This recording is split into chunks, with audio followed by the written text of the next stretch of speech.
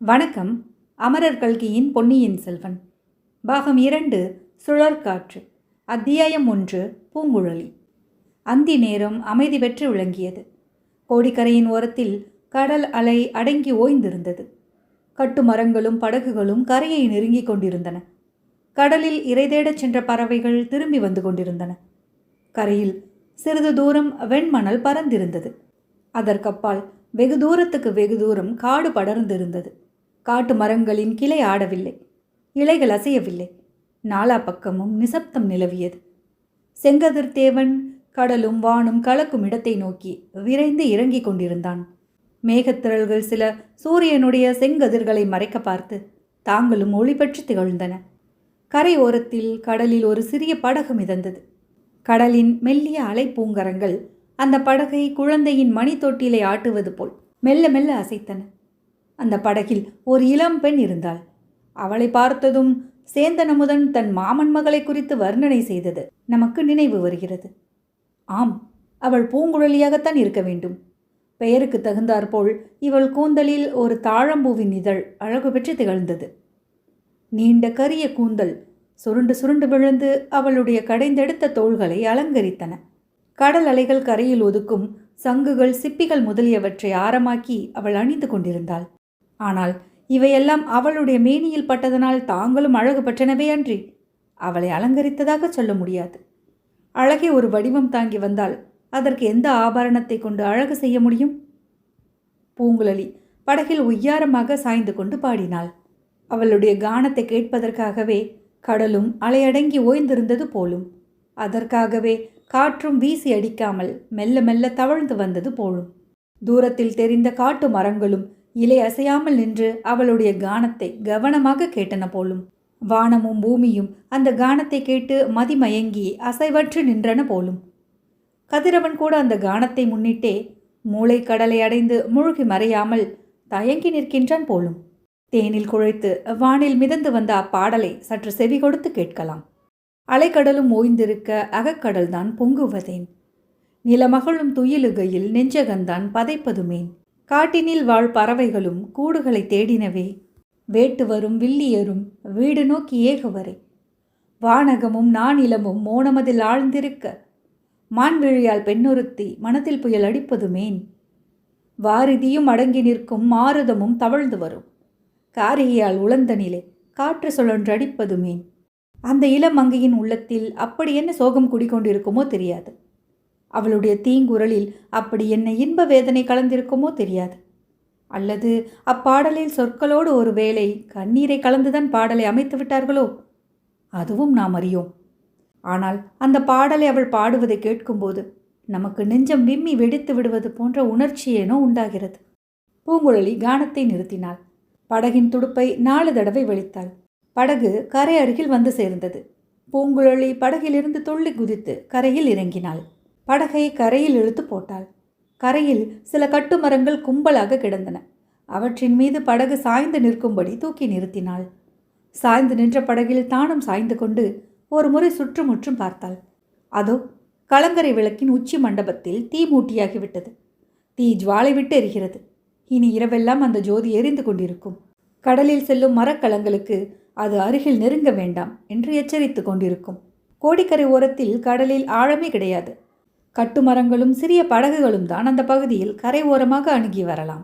மரக்கலமும் நாவாயும் நெருங்கி வந்தால் தரை தட்டி மணலில் புதைந்துவிடும். வேகமாக தரையில் மோதினால் கப்பல் பிளந்து உடைந்தும் போய்விடும். ஆதலின் கோடிக்கரையிலுள்ள கலங்கரை விளக்கம் கப்பல் ஓட்டிகளுக்கு மிகவும் அவசியமான உதவியை செய்து வந்தது. மற்றொரு பக்கத்தில் குட்டை மரங்கள் அடர்ந்த காட்டின் நடுவில் கோபுரம் ஒன்று தலை தூக்கி நின்றது. அதன் அடியில் கோடிக்கரை குழகர் கோயில் கொண்டிருந்தார். சுமார் 200 ஆண்டுகளுக்கு முன்னால் ஸ்ரீ சுந்தரமூர்த்தி நாயனார் இந்த கோடிக்கரைக்கு வந்தார். காட்டின் மத்தியில் தன்னந்தனியே கோயில் கொண்டிருந்த குழகரை தரிசித்தார். அந்தோ இறைவா, இப்படி இந்த கடற்கரை காட்டின் மத்தியில் துணையின்றி தனியே இருந்தீரே, இருக்க வேறு இடமா இல்லை? பக்தர்கள் கூட்டம் கூட்டமாக உமது புகழை பாடிக்கொண்டிருக்கும் ஸ்தலங்கள் எத்தனையோ இருக்க, இந்த கோடிக்கு வந்து பயங்கர காட்டிலே தனியே கோயில் கொண்டிருப்பதேன்? இக்கொடியேனுடைய கண்கள் இந்த காட்சியையும் காண நேர்ந்ததே என்று மனமுருகி பாடினார். கடிதாய் கடற்காற்று வந்தற்ற கரைமேல் குடித்தானையலே இருந்தார் குற்றமாமோ? கொடியின் கண்கள் கண்டன கோடி குழகீர், அடிகேல் உமக்கார் துணையாக இருந்தீரே. மத்தம் மலிசோள் மறைக்காட தென்றன்பால், பத்தர் பலர் பாடவிருந்த பரமா, கொத்தார் பொழில் சூழ்தரு கோடி குழகா, எத்தாட்சினியே இருந்தாய் எம்பிரானே. ஸ்ரீ சுந்தரமூர்த்தி நாயனார் வந்து தரிசித்து விட்டு போன 200 ஆண்டுகளுக்கு பின்னும் கோடிக்கரை குழகர் அதே நிலையில்தான் இருந்தார். 1000 ஆண்டுகளுக்கு பின்னர் இன்றைக்கும் கோடிக்கரை குழகர் அதே தனிமையில்தான் இருந்து வருகிறார். சுற்றிலும் இன்னும் கொஞ்சம் காடுகள் மண்டி போயிருந்தன. அக்காடுகளில் மரப்பொந்துகளில் ஆந்தைகளும் கூகைகளும் குளறின. பார்ப்பதற்கு பயங்கரமான வேடுவர்கள் சிலர்தான் காட்டின் மத்தியில் ஆங்காங்கு குடிசை போட்டுக்கொண்டு வசித்தார்கள். ஆம், ஒரே வித்தியாசம் இருந்தது. ஸ்ரீ சுந்தரமூர்த்தி நாயனார் இங்கு வந்திருந்த போது கலங்கரை விளக்கம் இல்லை. சில ஆண்டுகளுக்கு முன்பு முதற் பராந்தகரின் காலத்திலே தான் அது கட்டப்பட்டது. கலங்கரை விளக்கத்தில் பணி செய்வோருக்கென்று சில ஓட்டு வீடுகள் அதை சுற்றி கட்டப்பட்டன. கோடிக்கரை குழகர் கோயிலில் பூஜை செய்யும் பட்டரும் அங்கே வந்து குடியேறினார். பூங்குழலி கடற்கரை ஓரத்தில் படகின் மீது சாய்ந்த வண்ணம் நாற்புறமும் பார்த்தாள். கலங்கரை விளக்கத்தை பார்த்து அந்த பக்கம் போகலாமா என்று யோசித்தாள். பிறகு குழகர் கோயிலின் கோபுர கலசத்தை நோக்கினாள். அச்சமயம் கோயில் சேமங்கலம் அடிக்கும் ஓசை கேட்கவே பூங்குழலி ஒரு தீர்மானத்துக்கு வந்தாள். அதற்குள் வீட்டுக்கு போய் என்ன செய்வது? கோயிலுக்கு போகலாம். பட்டரை தேவாரம் பாடச் சொல்லி கேட்கலாம். பிறகு பிரசாதமும் வாங்கி கொண்டு வரலாம். இப்படி முடிவு செய்து கொண்டு பூங்குழலி கோயில் இருந்த திசையை நோக்கி நடந்தாள். ஆடிக்கொண்டும் பாடிக்கொண்டும் துள்ளி குதித்து கொண்டும் நடந்தாள். வழியில் மான் கூட்டம் ஒன்றை கண்டாள். மான்கள் மணல் வெளியை தாண்டி காட்டை நோக்கி சென்று கொண்டிருந்தன. 7-8 பெரிய மான்களோடு ஒரு சிறிய மான்குட்டியும் பாய்ந்து ஓடிக்கொண்டிருந்தது. மான் கூட்டத்தை பார்த்ததும் பூங்குழலிக்கு உற்சாகம் உண்டாயிற்று. அவற்றை பிடிக்கப் போவது போல் தொடர்ந்து குதித்து ஓடினாள். ஆனால் என்னதான் விரைவாக ஓடினாலும் மான்களோடு போட்டியிட முடியுமா? மான் கூட்டம் பூங்குழலியை முந்திக் கொண்டது. முன்னால் சென்ற மான்கள் ஓரிடத்தில் 4 கால்களையும் தூக்கி வானத்தில் பறப்பது போல் நீண்ட தூரம் தாவி குதித்தன. அங்கே புதை சேற்றுக்குழி இருக்கிறதென்று பூங்குழலி ஊகித்து கொண்டாள். பெரிய மான்கள் எல்லாம் அக்குழியை ஒரே தாண்டலில் தாண்டி அப்பால் பத்திரமாய் இறங்கிவிட்டன. ஆனால் மான்குட்டியினால் முழுதும் தாண்ட முடியவில்லை. அக்கரை ஓரமாக அதன் பின்னங்கால்கள் சேற்றுக்குழியில் அகப்பட்டு கொண்டன. முன்னங்கால்களை கரையில் ஊன்றி மான்குட்டி ஆன மட்டும் கரையேற முயன்றது. ஆனால் அதன் பின்னங்கால்கள் சேற்றில் மேலும் மேலும் புதைந்து கொண்டிருந்தன. தாய்மான் கரையில் நின்று குட்டியின் நிலையை கவலையுடன் நோக்கியது. அதனால் தன் குட்டிக்கு உதவி எதுவும் செய்ய முடியவில்லை. இதையெல்லாம் ஒரு நொடியில் பார்த்து அறிந்து கொண்ட பூங்குழலி அந்த புதை சேற்றுக்குழி எங்கே முடிகிறது என்பதை கண்டு தெரிந்து கொண்டாள். புதைக்குழி ஓரமாக ஓடிச் சென்று கெட்டியான இடத்தின் வழியாக கடந்து எதிர்ப்புறத்தில் மான்குட்டி சேற்றில் அகப்பட்டு கொண்டு தவித்த இடத்தை அணுகினாள். தாய்மான் முதலில் அவளை கண்டு மிரண்டது. பூங்குழலிக்கு மானின் பாஷை தெரியும் போலும். மிருதுவான குரலில் அவள் ஏதோ சொல்லவும் தாய்மான் பயம் நீங்கி நின்றது. பூங்குழலி புதை சேற்றுக்குழியின் கரை ஓரத்தில் முன்னங்கால்களை மடித்து உட்கார்ந்து கைகளை நீட்டி மான்குட்டியை பற்றி பலமாக இழுத்து கரையேற்றினாள். சில வினாடி நேரம் அந்த மான்குட்டியின் உடம்பு வெடவெடவென்று நடுங்கிக் கொண்டிருந்தது. தாய்மான் அதன் அருகில் நின்று முகர்ந்து பார்த்து தைரியம் கூறியது போலும். அவ்வளவுதான். அடுத்த வினாடி தாயும் குட்டியும் மீண்டும் பாய்ந்தோடின. சி, கொஞ்சமும் நன்றியில்லாத மிருக ஜென்மங்கள் என்று பூங்குழலி தனக்குத்தானே சொல்லி கொண்டாள். ஆனால் மனிதர்களை விட இந்த மான்கள் மட்டமாய் போய்விடவில்லை என்று அவளை தேர்தலும் சொல்லிக் கொண்டாள். பிறகு மறுபடியும் குழகர் ஆலயத்தை நோக்கி நடந்தாள். மணல் வெளியை தாண்டியதும் மரஞ்செடிகள் அடர்ந்த காட்டு வழியில் போக வேண்டியிருந்தது. மேட்டில் ஏறியும் பள்ளத்தில் இறங்கியும் போக வேண்டியிருந்தது. அந்த காட்டை இயற்கையின் விசித்திரங்களில் ஒன்று என்றே சொல்ல வேண்டும். அங்கே கற்ப அறையினால் அமைந்த மலைகளோ குன்றுகளோ இல்லை. ஒரே மணல் வெளிதான். ஆங்காங்கு மணல் மேடிட்டு மணல் மேட்டின் மீது செடிகளும் மரங்களும் முளைத்ததினால் கெட்டிப்பட்டு குன்றுகளாகவே மாறிப்போயிருந்தன. குன்றுகளுக்கு பக்கத்தில் பள்ளங்களும் இருந்தன. அத்தகைய காட்டில் வழி கண்டுபிடித்து போவதென்பது எளிய காரியமன்று. வெகு தூரம் நடந்து விட்டது போல் தோன்றும். ஆனால் திரும்ப திரும்ப புறப்பட்ட இடத்துக்கே வந்து கொண்டிருப்போம். பூங்குழலி அந்த காட்டு வழியில் புகுந்து அதி விரைவாக நடந்து ஆலயத்தின் அருகே வந்து சேர்ந்தாள். கோவிலுக்கு வெளியிலும் உட்பிரகாரத்திலும் கொன்னை, பன்னீர் முதலிய மரங்கள் ஓங்கி வளர்ந்து மலர்ந்து குலுங்கி கொண்டிருந்தன. பூங்குழலி ஆலயத்துக்குள் போனாள். பட்டர் அவளை பார்த்து முகமலர்ந்தார். அந்த கோயிலுக்குள் சாமி தரிசனம் செய்வதற்காக வருவோர் அருமை. ஆதலின் அருமையாக வருகிறவரை பார்த்து பட்டர் மகிழ்வது இயல்புதானே. தேங்காய் மூடியும் பிரசாதமும் கொண்டு வந்து பட்டர் கொடுத்தார். அம்மா, கொஞ்சம் காத்திருக்கிறாயா? நானும் இதோ சந்நிதியை போட்டிக் கொண்டு வீட்டுக்கு வருகிறேன் என்றார்.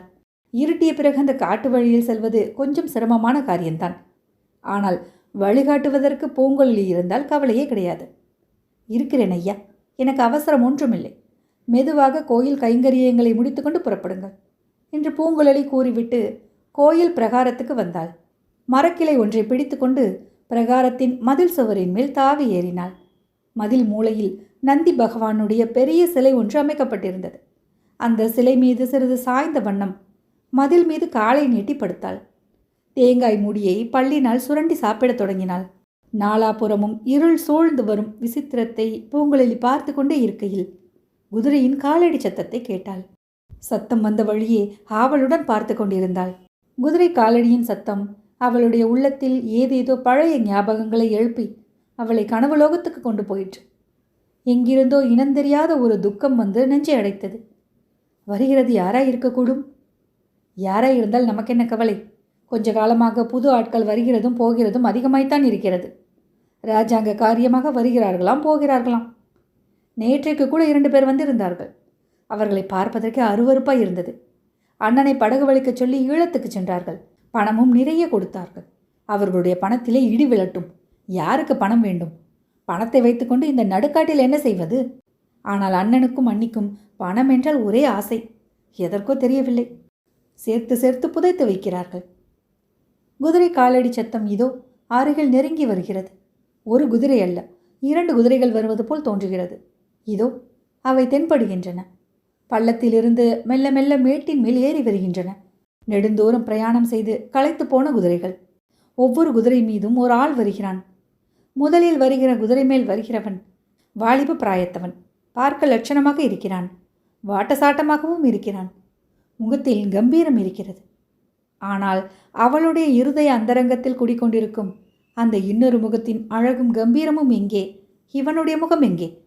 பார்க்க போனால் இவனுடைய முகம் மரப்பொந்தில் இருக்கும் ஆந்தை முகம் மாதிரி அல்லவா சப்பட்டையா இருக்கிறது. குதிரை மேல் வந்த இருவரில் முதலில் வந்தவன் நமது பழைய நண்பனாகிய வல்லவரையன் வந்தியத்தேவன்தான். பின்னால் வந்தவன் வைத்தியருடைய மகன். இருவரும் பழைய அறையிலிருந்து இங்கே வந்து சேர்வதற்குள் இளைத்து களைத்து சோர்வுற்று போயிருக்கிறார்கள். ஆயினும் வந்தியத்தேவனுடைய முகம் கோயில் மதில் மேல் காலை நீட்டி சாய்ந்து கொண்டிருந்த பூங்குழலியை கண்டதும் சிறிது மலர்ந்தது. அவள் தன்னுடைய முகத்தை உற்று பார்த்து கொண்டிருக்கிறாள் என்று தெரிந்ததும் அவனுக்கு இயற்கையான உற்சாகமே பிறந்துவிட்டது. அவனும் குதிரையை நிறுத்திவிட்டு அவளுடைய முகத்தை ஆர்வத்துடன் உற்று பார்க்கலானான். தன் முகத்தை மரப்பொந்திலுள்ள ஆந்தையின் முகத்தோடு அவள் ஒப்பிடுகிறாள் என்று மட்டும் அவன் அறிந்திருந்தால் அவ்வளவு உற்சாகப்பட்டிருக்க முடியாதுதான். ஒருவர் மனதில் உள்ளதை இன்னொருவர் முழுவதும் அறிய முடியாமல் இருப்பது எவ்வளவு அனுகூலமாய் இருக்கிறது. குதிரை மேல் வந்தவன் தன்னை உற்று பார்த்து கொண்டிருக்கிறான் என்பதை பூங்குழலி அறிந்தாள். கையில் தான் தேங்காய் மூடியை வைத்துக்கொண்டு பல்லினால் சுரண்டி தின்று கொண்டிருப்பதையும் நினைத்தாள். உடனே எங்கிருந்து ஒரு நாண உணர்ச்சி வந்து அவளை பற்றி கொண்டது. பிரகார மதில் சுவரில் இருந்து வெளியே வெண்மணலில் குதித்தாள். மதில் சுவர் ஓரமாக ஓடத் தொடங்கினாள். அதை பார்த்த உடனே வந்தியத்தேவனுக்கும் குதிரை மேலிருந்து குதிக்க தோன்றியது. குதித்து பூங்குழலியை பின்தொடர்ந்து பிடிப்பதற்கு ஓட வேண்டும் என்று தோன்றியது. அவ்வாறே அவளை துரத்தி கொண்டு ஓடினான். இந்த அர்த்தமற்ற செயலின் காரண காரியங்களை யார் கண்டுபிடித்து சொல்ல முடியும்? 1000 10,000 ஆண்டுகளாக தொடர்ந்து வந்த மனிதகுலத்தின் பரம்பரை இயற்கைதான் பூங்குழலியை ஓடச் செய்தது என்றும் அதுவே வந்தியத்தேவனை துரத்தி பிடிக்கச் செய்தது என்றும் சொல்ல வேண்டியதுதான். அத்தியாயம் 1 நிறைவுற்றது.